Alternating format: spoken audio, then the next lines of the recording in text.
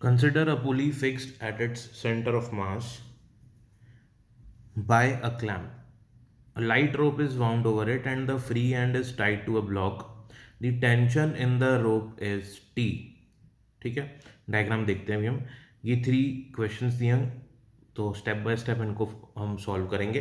तो सबसे पहले हम डायग्राम को समझते हैं। यहाँ पे एक पुली है, ये पुली क्लैम्प्ड है इस रॉड से, और इस पुली पे एक स्ट्रिंग है और इस स्ट्रिंग से एक मास अटैच्ड है। इसका जो पुली है उसका मास हमको m दिया हुआ है, ठीक है। और इस कंडीशन में इसका मास हम लोग स्मॉल m मान लेते हैं, इसका हमको दिया हुआ है। तो क्वेश्चन जो फर्स्ट है वो हमको ये कह रहा है कि write the forces acting on pulley, how are they related. अब पुली पे लगने वाले फोर्सेस, अब क्योंकि इस पुली का कुछ मास है तो ये नीचे की तरफ ग्रेविटी फोर्स लगेगा इस पर, तो इसके सेंटर ऑफ मास पे नीचे की तरफ mg फोर्स लगेगा, ठीक है। तो मैंने यहाँ पे लगा दिया mg फोर्स लगेगा नीचे। अच्छा, अब क्योंकि ये पुली और स्ट्रिंग इस पॉइंट पे दोनों अटैच्ड हैं, अब टेंशन फोर्स जो होती है ना वो पॉइंट ऑफ कांटेक्ट से अवे लगती है।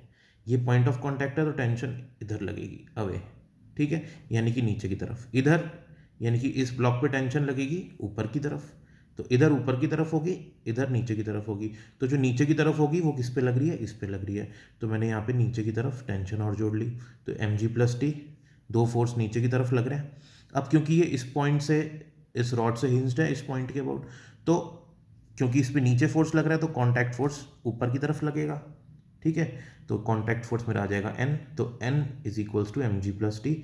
ये हो गया हमारा relationship between forces acting on the pulley. अब बी पॉइंट देखिए, locate the axis of rotation. ये एक्सिस ऑफ रोटेशन है जिसके अबाउट ये घूमेगी, ओके। एक्सिस ऑफ रोटेशन आप कह सकते हो कि ये एक्सिस ऑफ रोटेशन है, ठीक है। 3D में outside the plane of paper और गोइंग इनसाइड, तो और भी हम ऐसे भी कह सकते हैं कि ये perpendicular to the plane of paper है एक्सिस, ओके। थर्ड क्वेश्चन है, find the torque of the forces about the axis of rotation. अब इसको देखिए आप, टॉर्क जो लगेंगे, अब टॉर्क सिर्फ टेंशन फोर्स की वजह से ही लगेगा। टॉर्क क्या होता है, टॉर्क एक ऐसा फोर्स है जो रोटेटिंग इफेक्ट प्रोड्यूस करे।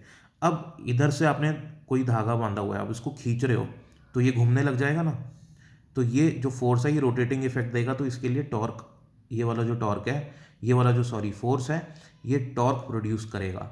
लेकिन जो normal reaction centre of mass से लग रहा है और mg फोर्स वो भी सेंटर से लग रहा है, ये दोनों फोर्सेस इसको घुमा नहीं सकते, ठीक है ना। अगर मेरे पास ये पेन है तो इसको मेरे को घुमाना है तो मेरे को इसके साइड पे फोर्स लगाना पड़ेगा, ऐसे घुमाऊंगा तब ये घूम जाएगा, ठीक है। लेकिन अगर मैं इसके बॉडी सेंटर पे बिल्कुल ऐसे फोर्स लगाऊं यूं पर टॉप से, तो ये नहीं घूमेगा, ओके। तो ऐसे ही अगर सेंटर ऑफ मास पे फोर्स लगेगा तो टॉर्क जीरो हो जाएगा। Thank you.